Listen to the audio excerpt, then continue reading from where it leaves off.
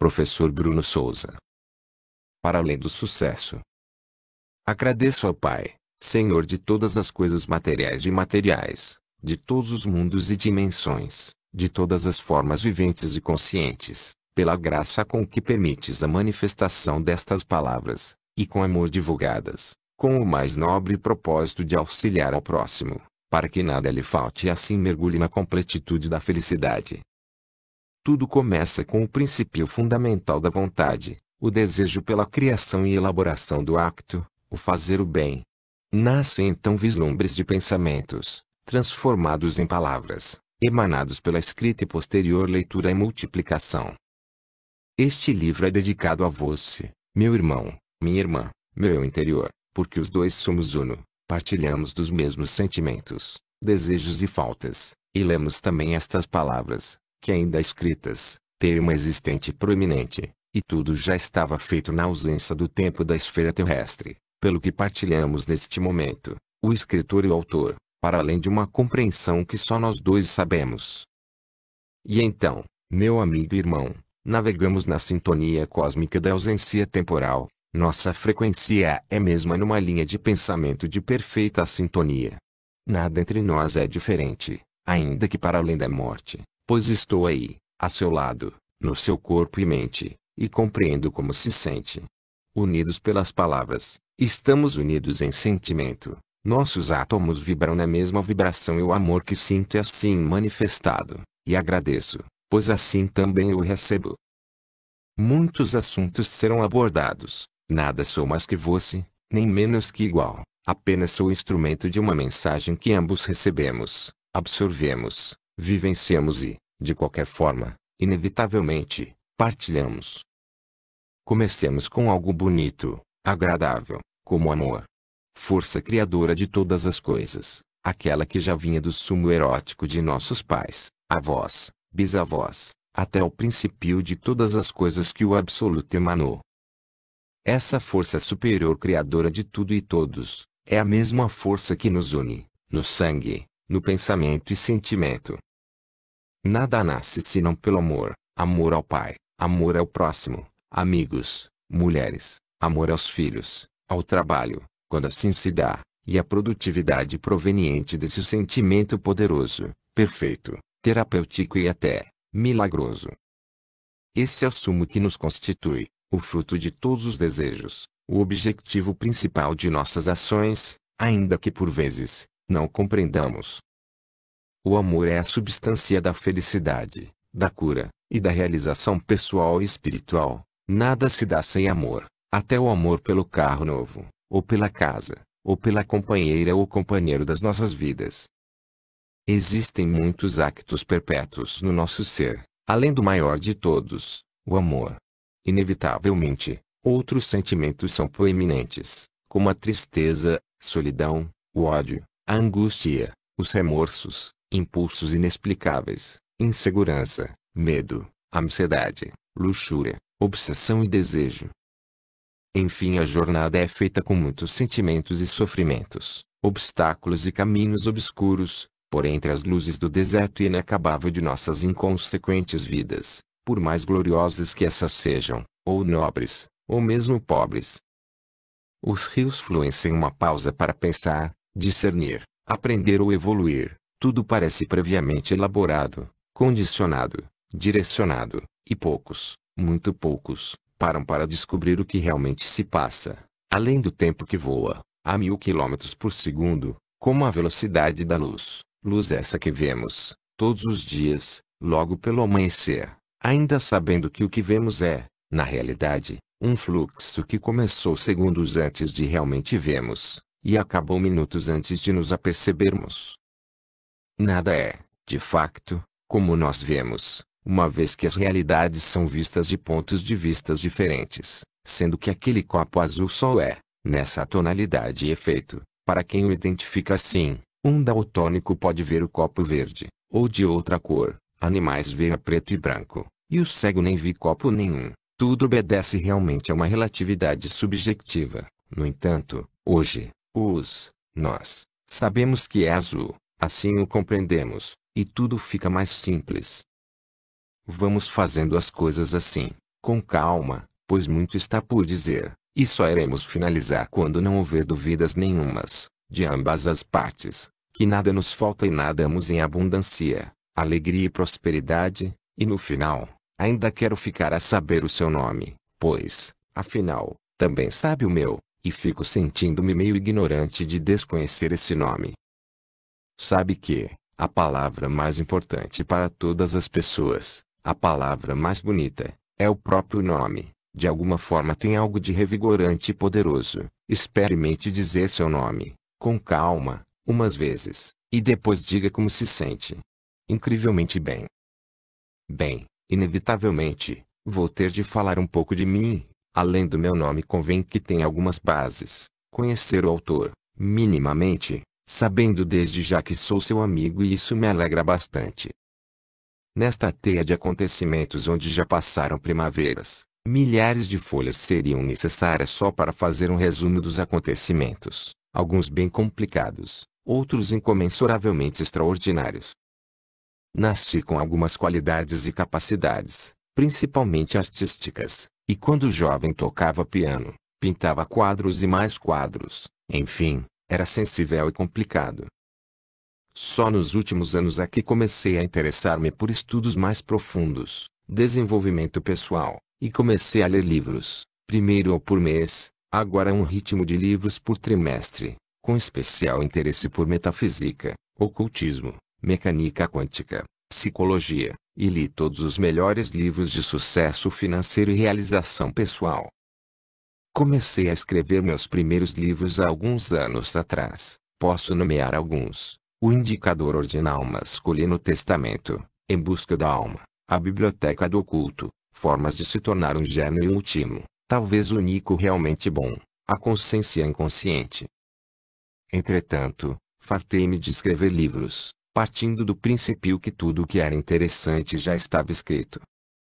Houve uma pausa de anos, entretanto li mais uns livros, e com expansão de consciência tornei-me uma pessoa bastante interessante para o cidadão comum, pois em minutos no café consegui ensinar a ele como curar um tumor no fígado. Ao mesmo tempo tornei-me incrivelmente chato para toda a minha família, pois todos os dias abordava um assunto diferente que tinha aprendido, e a certo ponto já ninguém queria ouvir mais nada.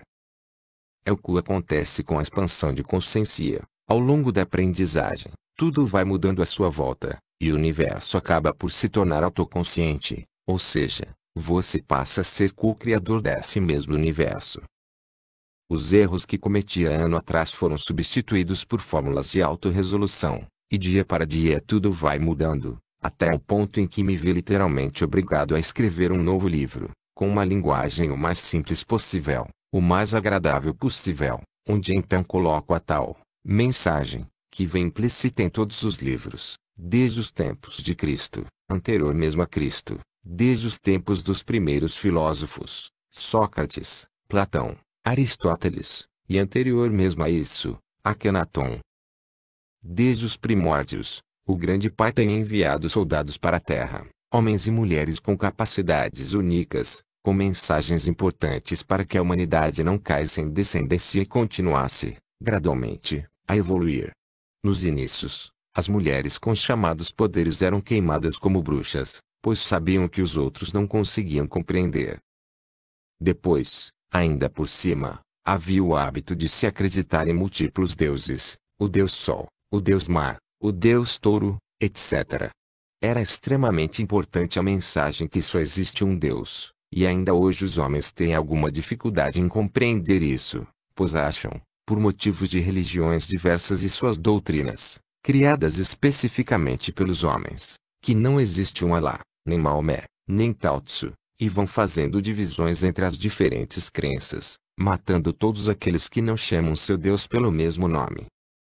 Os cristãos, na época dos descobrimentos, mataram milhares de islamitas, de forma cruel e impiedosa, até mesmo crianças e bebés, tudo em nome de Deus. Então, e vou me referir a esse mesmo Deus como o todo, o vácuo quântico ou simplesmente o Pai, para que não haja discordância por parte de ninguém.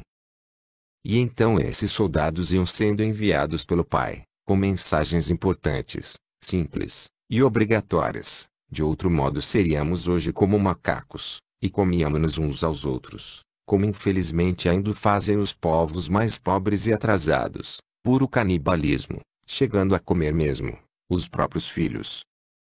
Então, regressando uns milênios atrás, temos que considerar as pessoas viventes na Terra como prisioneiros, sendo que os soldados do Pai davam as ordens e leis, para que não se trucidassem uns aos outros. E aí podemos considerar o Pai como o diretor principal de uma prisão de alto risco que dita os mandamentos essenciais para que haja ordem, pois ainda que o amor do Pai fosse incondicional, não queria seus filhos a matarem-se uns aos outros.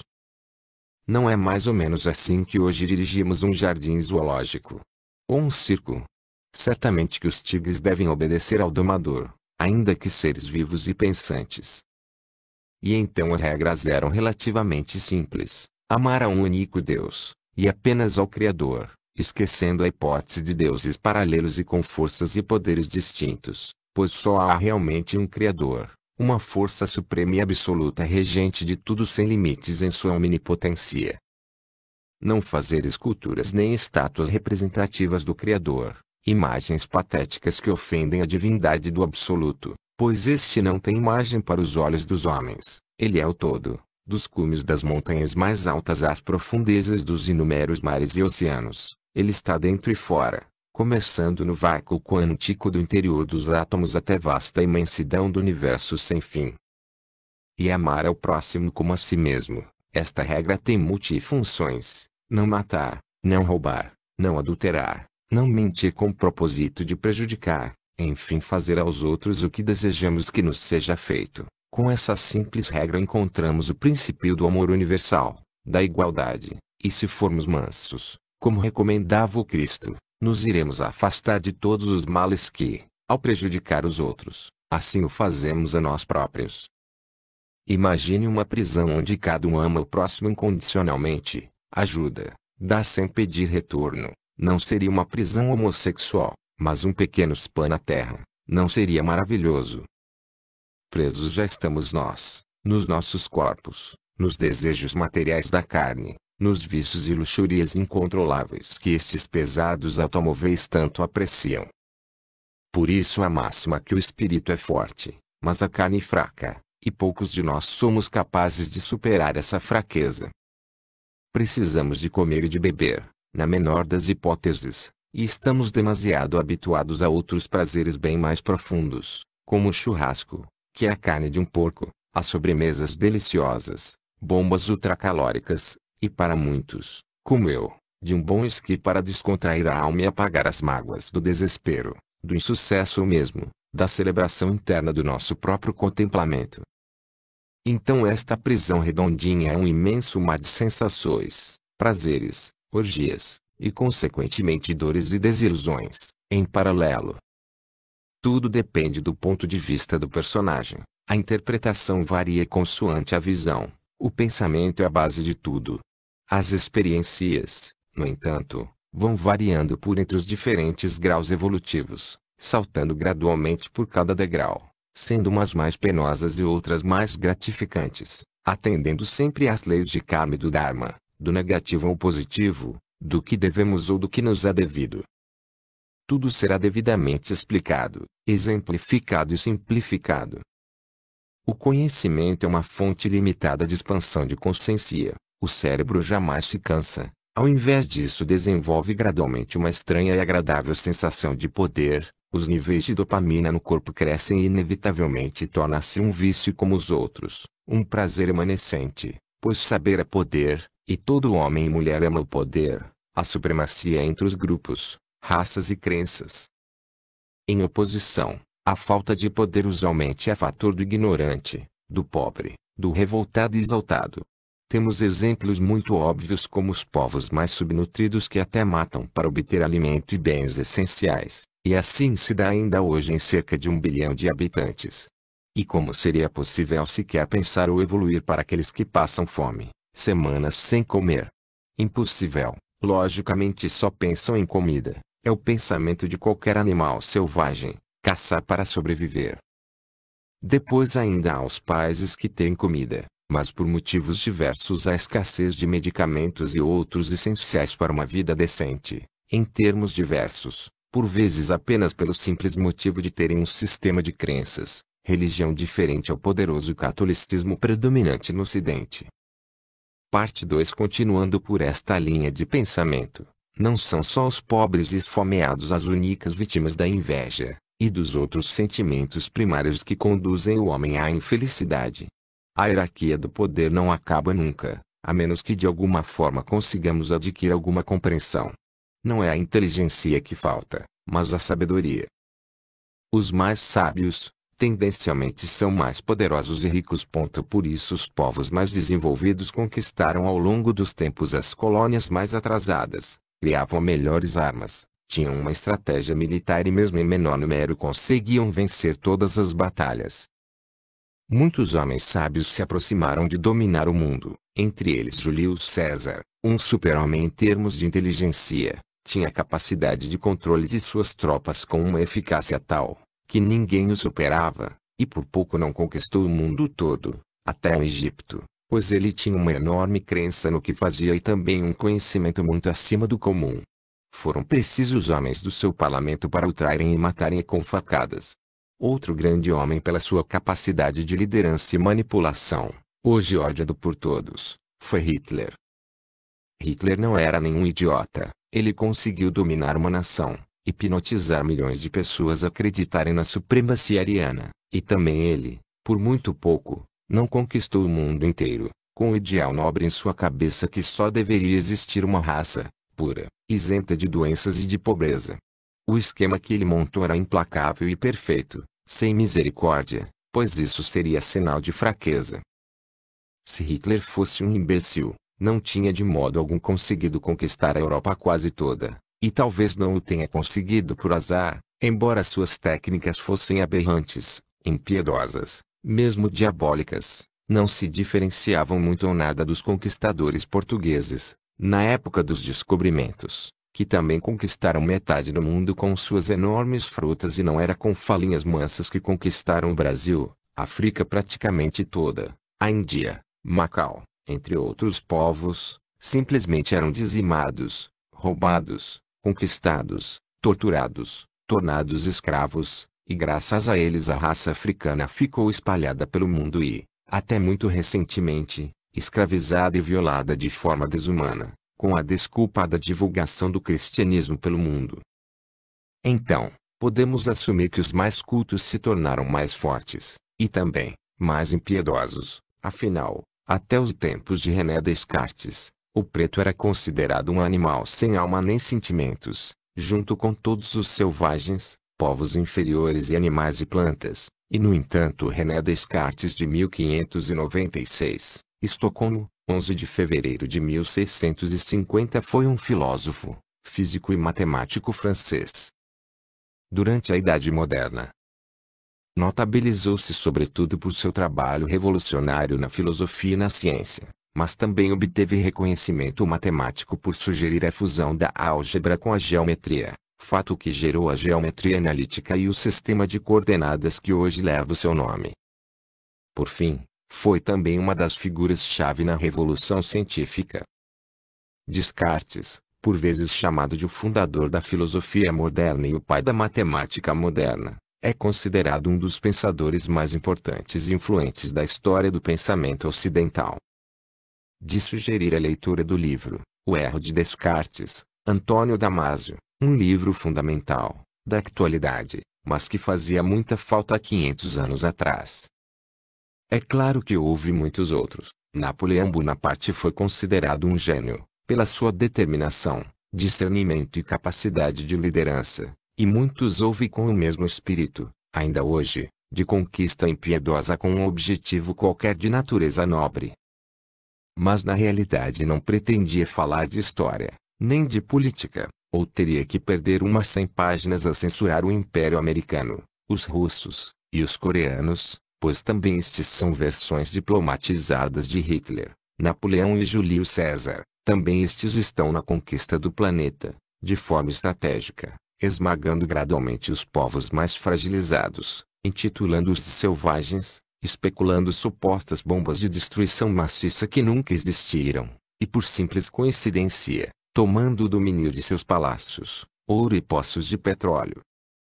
Obviamente que o poder e conhecimento está do lado deles, bem como as melhores tecnologias, os melhores físicos, capacidade financeira e estratégia militar, e talvez até façam algum uso, de certo modo, do catolicismo. Mas será que estão corretos? Será que são assim tão diferentes de Hitler ou de Napoleão, ou das caravelas portuguesas, espanholas e inglesas? É a lei da selva, meus amigos. Os tigres e os leões comem as gazelas e as zebras, que com capacidades defensivas diminutas, se tornam inferiores, como as vacas e os porcos que vêm parar aos nossos pratos. Agora acha que as zebras, as gazelas, as vacas e os porcos não têm sentimentos? Pois têm sim, são almas inferiores, muito inferiores, mas têm alma, consciência, pois até uma planta, uma flor tem consciência. Agora Jesus nunca disse para não comermos as coitadas das vacas, nem zebras, nem plantas, ainda que seres viventes e conscientes, mas uma coisa ele disse: não matarás. Ponto 1. Não cobiçarás nada do teu próximo. Ponto 2. Não roubarás. Ponto 3. Não mentirás para prejudicares o outro. Ponto 5. E amarás ao próximo como a ti mesmo. Todas estas regras, no mínimo 5, e das mais importantes, estão a ser descaradamente violadas, à vista de todos, por uns metros de terreno e um pouco de petróleo. Então estas ditas superpotências não são mais que super-ignorantes, impiedosos, desalmados, porque não aprenderam nada de espiritualidade, esqueceram das mensagens mais importantes da Bíblia, o livro sagrado, ignoram tudo o que não lhes interessa, mas suas almas estão muito conspurcadas, e muito vão ter que pagar, todos os responsáveis por estes incumprimentos, pois não são homens de sucesso mas salteadores e assassinos.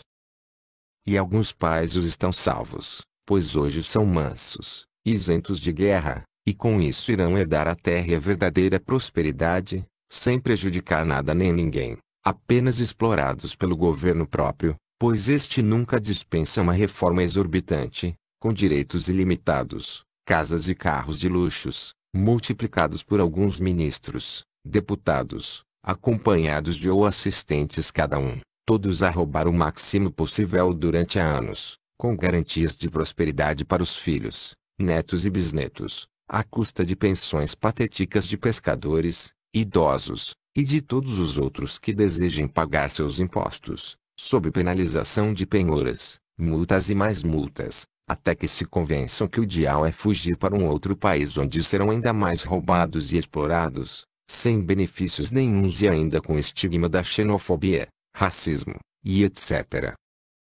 Agora, com todas estas regras e penalizações, como conseguir alcançar o sucesso, para além dos muros da burocracia e da injustiça das forças governantes? Não se preocupe, isto tinha que começar com alguns problemas. De seguida vêm as soluções, e não se esqueça. Os maiores desafios são dados aos maiores guerreiros.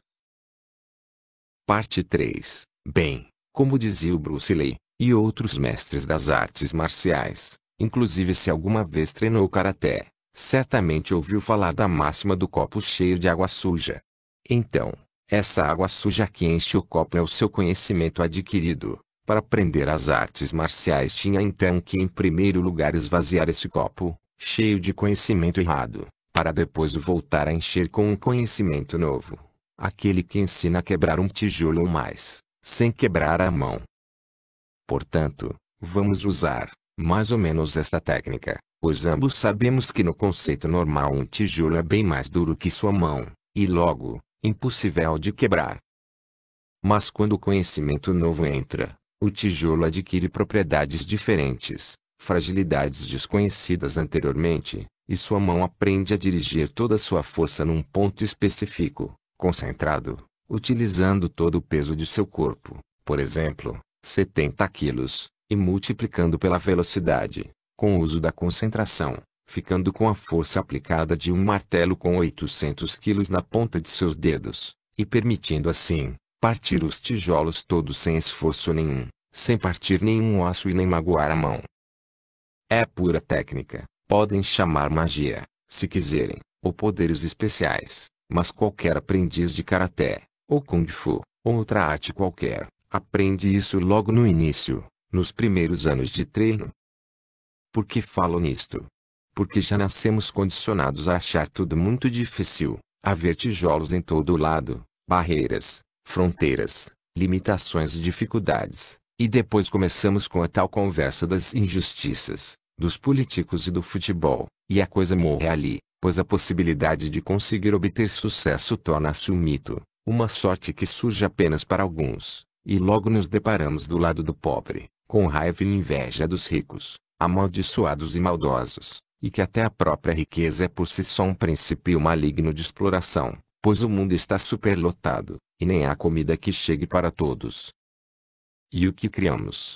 O cidadão comum, que trabalha muito e ganha pouco, vai para o café beber cerveja e falar de futebol, para esquecer suas frustrações e alimentar seus vícios, sob a aceitação do insucesso que no fundo, ninguém quer realmente ver no seu próprio espelho. Mas por isso é que estamos aqui, e se está a ler este livro, ou a ouvir este áudio é porque já está à procura de um outro caminho, um caminho com respostas para as suas perguntas, uma luz no fundo do túnel, e garanto que vai encontrar isso tudo e muito mais. Por isso comecei a dar exemplos, apenas alguns exemplos do que vai acontecendo aqui e ali, e tenho a certeza que se identifica com alguns desses exemplos, por isso vou, de seguida, matar você, literalmente, e recriar sua essência com um copo grande cheio de água limpa, e dessa água criarei uma fonte que jorra sem parar, e terá para dar de beber para muita gente, e ainda vai sobrar. Para cada pergunta há uma resposta, para cada problema, uma resolução matemática, e tudo tem uma solução. Para além disso, o que não tiver solução, solucionado está. Agora imagine que existem por aí, uns livros mágicos que contêm todo o conhecimento do mundo, sabedoria além túmulo, 1000 livros com 1000 respostas que uma vez lidos transformariam você num gênio com poderes ilimitados. E imagine que esses livros já foram lidos, e estão aqui sintetizados numa forma quântica, simplificada, com toda a energia e sabedoria que necessita para dar um salto quântico na sua vida e transformar-se em pouco tempo uma pessoa melhor, um ser superior, sem fronteiras nem barreiras, com capacidades únicas e conhecedor de grandes segredos. Existe uma mensagem universal, uma mensagem que tem sido divulgada em livros e mais livros, de uma forma diferente, personalizada, umas vezes em tom de magia, outras vezes na religião, na Bíblia, outras vezes na aplicação da lógica, e agora até mesmo comprovada cientificamente, na mecânica quântica, na medicina espiritual, na psicologia. Bem, basicamente uma mensagem que está, essencialmente, em todas as obras-primas divulgadas desde os últimos milênios. E então essa mensagem é tão poderosa que pode ser cantada, mistificada, declarada, fantasiada e usada para vender milhares de livros com nomes distintos, com palavras poéticas como a magia, o poder, o segredo, etc. Muitos têm se aproveitado para vender livros e mais livros através desta mensagem que vou deixar aqui bem desmistificada, com as respectivas referências literárias, e então vou provar por A mais B que tudo se resume a algo muito simples e concreto, sem margem de erro, mas tem sido transferido sob tantas formas e parábolas diferentes, que obriga mesmo ao indivíduo a ler uns 1000 livros só para compreender o que já tinha sido escrito e declarado no só. É, de facto, maravilhoso, e convido qualquer um a contestar, se conseguir, ou a retrocar minhas palavras e factos, pois não vou deixar que se perca uma centelha, e a mensagem será finalmente, pela segunda vez, libertada para o mundo, mais precisamente para o leitor, e acredito que você, a divulgará de bom grado. Parte 4. Jesus disse, certa vez, para seus discípulos, olhai para aquela árvore, era uma árvore da mostarda, sua semente é das mais pequenas do mundo. Vocês sabem o que é uma semente? É uma partícula de um corpo consciente do que se irá transformar. Ver as cartas de Cristo, bibliografia. A frase foi interpretada de forma que se o homem tivesse fé do tamanho de um grão de mostarda, diria para um monte: levanta-te daqui, e vai para ali, e assim aconteceria. Isto foi o que ficou conhecido. Uma medida de fé ridiculamente pequena faria exorbitantes milagres, algo impossível. Mas para quem conhece a história, na verdade Jesus falava-nos de mecânica quântica. Ele sabia que suas palavras não iriam morrer na ignorância daqueles tempos, e sob a forma de parábola conseguiu que sua mensagem perseverasse até hoje. Ele realmente dizia que, na semente, já estava implantada uma consciência divina, uma crença que o iria tornar uma enorme árvore. Isso hoje é estudado como consciência autoconsciente, mecânica quântica e biocentrismo. Em suma, já está provado que o homem, sob a forma de pensamento, seguido de um forte sentimento, é criador de todo o mundo à sua volta. As primeiras experiências começaram há 200 anos, quando os físicos perceberam que o átomo por si só tinha uma consciência independente, e obedecia aos desejos do físico. Essas experiências já foram estudadas e efetuadas mais de vezes, e deu sempre no mesmo. O físico nomeado tal emite um átomo e o átomo vai atravessar sempre os buracos I, F, H. Outro físico, com a mesma experiência, e o átomo atravessa os buracos D, E, O, e consoante mudava o físico, assim mudava o lugar para onde iam os átomos. Hoje, em termos de ciência e mecânica quântica, e recomendo que leiam o grande Hélio Couto, Sistema de Crenças, e também o Universo Autoconsciente, de Amit Goswami, Como a Consciência Cria o Mundo Material, e ainda a Medicina Quântica, de Deepak Chopra, e por último, imprescindível, Mistérios Desvelados, do Conde de Saint-Germain. Posso enumerar muitas mais referências, pois centenas de livros foram elaborados com este conceito, a maior parte deles disponibilizados por mim, no YouTube. Agora, simplificando cada vez mais, como tudo isto acontece? Bem, tudo começou com a fé e seu conceito, pois ele disse: segue antes as palavras de Deus, e tudo mais te será acrescentado. Ele, o Cristo, também disse: tudo o que pedires com fé te será dado, e também repetiu: aqueles que têm, continuarão a ter, até ter com abundância, e aquele que não tem, até o pouco que tem lhe será tirado. Isto significa que aquele que acredita, consegue, e existe um processo científico nisso tudo. Também existe um processo químico e dinâmico. Também significa, em oposição, que aquele que não acredita em nada, não acredita no sucesso, e nem em Deus, e nem nele próprio, tampouco em suas capacidades, perderá tudo o que tem, inevitavelmente. Após dezenas de anos à procura da partícula de Deus, o bóson de Higgs é uma partícula elementar bosônica prevista pelo modelo padrão de partículas, teoricamente surgida logo após o Big Bang e de escala maciça hipotética predita para validar o modelo padrão atual de partículas e provisoriamente confirmado em de março de representa a chave para explicar a origem da massa das outras partículas elementares. Todas as partículas conhecidas e previstas são divididas em duas classes: férmions, partículas com spin da metade de um número ímpar, e bósons, partículas com spin inteiro. A compreensão dos fenômenos físicos que faz com que certas partículas elementares possuam massa e que haja diferença entre as forças eletromagnética cuja interação é realizada pelos fótons e a força fraca cuja interação é feita pelos bósons W e Z são críticas em muitos aspectos da estrutura da matéria microscópica e macroscópica. Foi então confirmado. Isto significa o quê? Significa que o nosso corpo é formado por matéria. Essa matéria é formada por células, essas células são formadas por moléculas, e essas moléculas são formadas por átomos. Cada átomo vibra à velocidade de 15 trilhões de vezes por segundo, e dentro desse átomo existe o eletrão e o próton, e dentro desse próton, eletrão e neutrão existe o bóson de Higgs, ou a chamada partícula de Deus. Essa partícula é formada por vácuo quântico. E o vácuo quântico é a força geradora de todas as coisas. É Deus dentro de nós, a nível macroquímico, macrofísico e a nível quântico.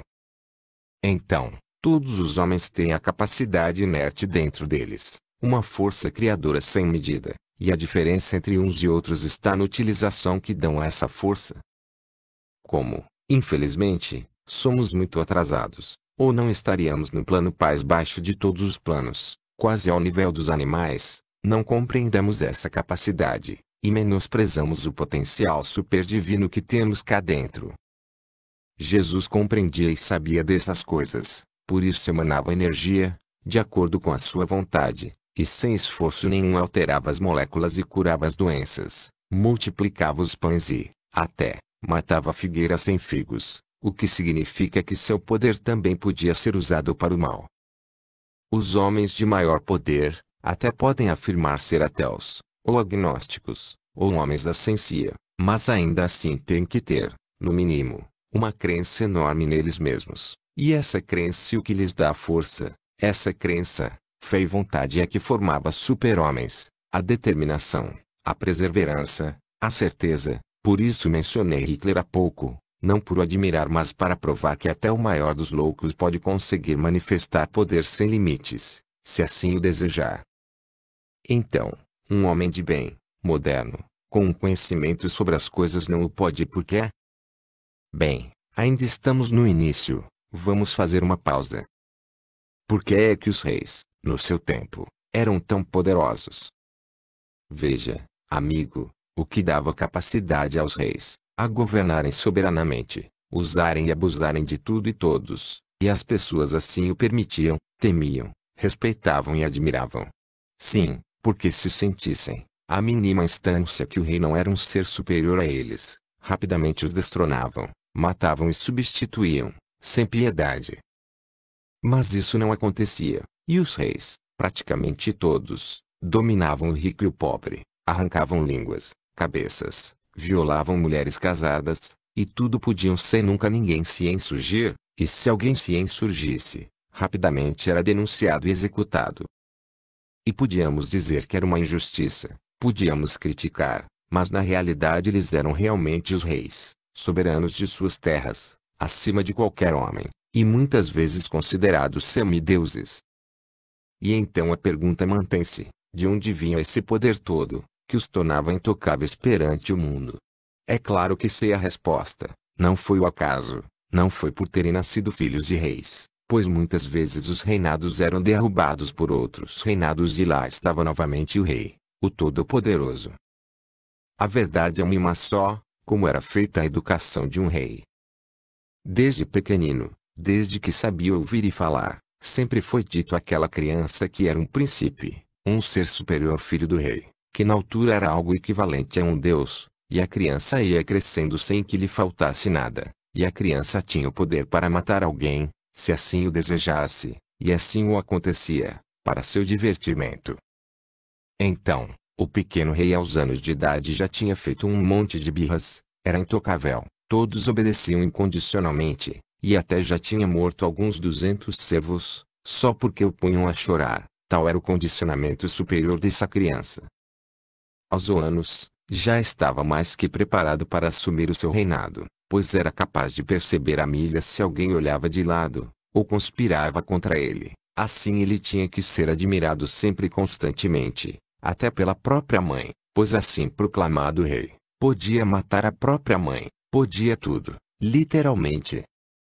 Com esse condicionamento todo, com tanto alimento fomentando a existência de um ser superior, esse ser se tornava superior, ele não tinha dúvidas, tinha certezas, e essas certezas criavam nada mais que um imortal por entre os homens, um Deus na terra. É claro que durante muito tempo, não existia moralidade, matar alguém era apenas um ato de força, jamais acompanhado por qualquer remorso. Torturar alguém era um direito, uma diversão, um dia divertido, bem passado. Mas percebemos que o que dava poder ao rei, não era o acaso, nem a força, mas a crença de que aquele era um ser superior. Na realidade, era concebida a fé a essa pessoa, e era partilhada por multidões, e essa fé era forte e não se desvanecia. E, na realidade, se um rei quisesse mover uma montanha, dizia uma palavra e a montanha ia para onde ele queria, tal como Jesus exemplificou. Nem que 1 milhão de cabeças rolasse, a montanha desaparecia em menos de um dia. Esse era o poder do rei, Agora, vamos comparar com a educação do cidadão comum, como eu ou você, partindo do partido que somos ambos pessoas comuns, com uma educação relativamente parecida com a grande média. O homem comum é educado, desde pequeno, a levar umas palmadinhas se falar mais alto, ou gritar. Se fizer uma birra, daquelas típicas de miúdos com anos, provavelmente fica de castigo. Depois, ao longo dos anos, o ser vai sendo ensinado que vai ter que estudar muito, mas muito, só para ser alguém na vida. Significa que, de facto, ele parte do princípio que não é ninguém, e continua.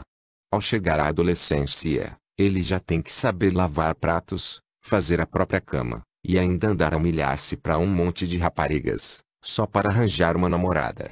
Pouco depois, próximo do casamento, ou de sair de casa, ele já vai mentalizado que vai ter que dar no duro, no trabalho, começando por trabalhar muito e ganhar pouco, ainda aturando represálias do patrão, junto com palpites da própria mulher, que nunca vai estar satisfeita a menos que do dia para a noite ele se torne uma estrela de Hollywood, e tenha dinheiro suficiente para lhe oferecer uma ilha em forma de coração.